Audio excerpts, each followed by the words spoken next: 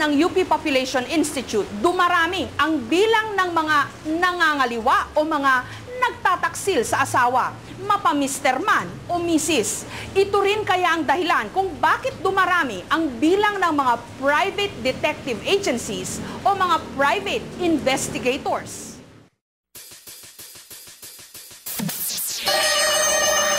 Minamanilang ni Rodel, General Manager ng EIIB Detective Agency, ang paglutas ng mga inilalapit sa kanyang mga kaso. Batikan na siya sa pag-iimbestiga dahil dati raw siyang intelligence officer ng Department of Finance. Marami na chat kasi maganda yan. Pangangaliwa. Iba-iba ang kanyang mga gadget o gamit sa pagtitiktik. Yes ma'am, talagang medyo delikado pero siguro dala nung experience ko before, nasanay na rin ako.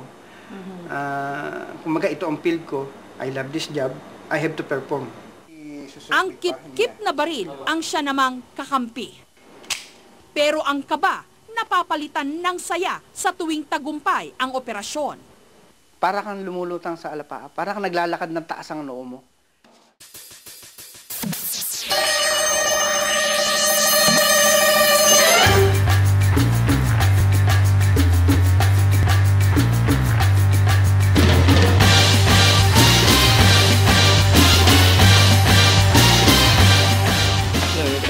Sa isang private investigation agency, maaga pa lang nakatanggap na ng tawag si Alpha 3.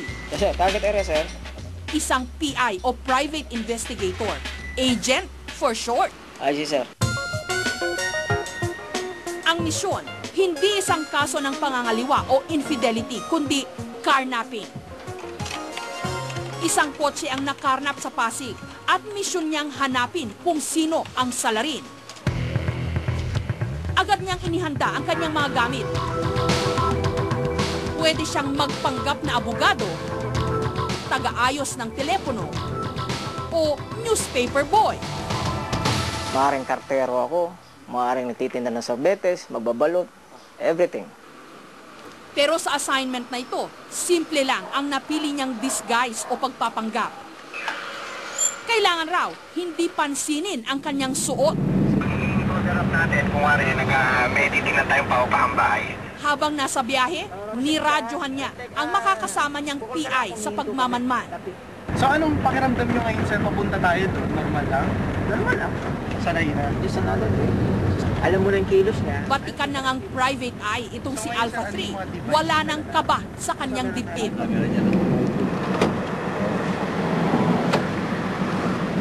Nung nakarating na ang aming grupo sa destinasyon,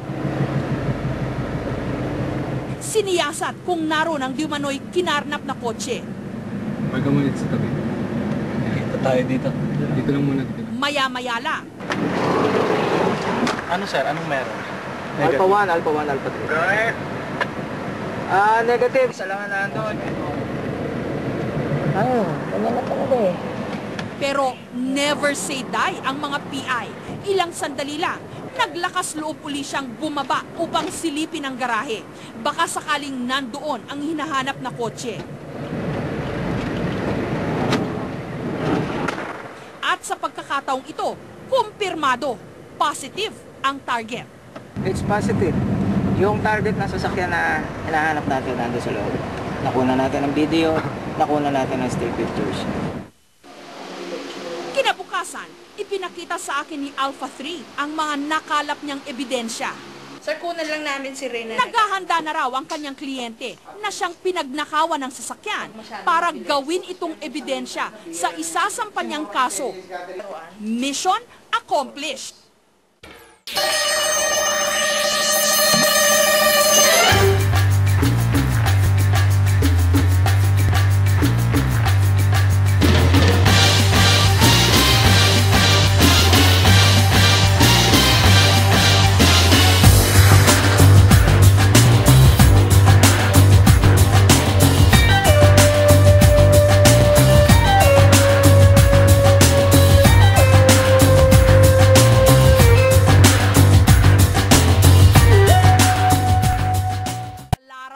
Dito ang mga babaero.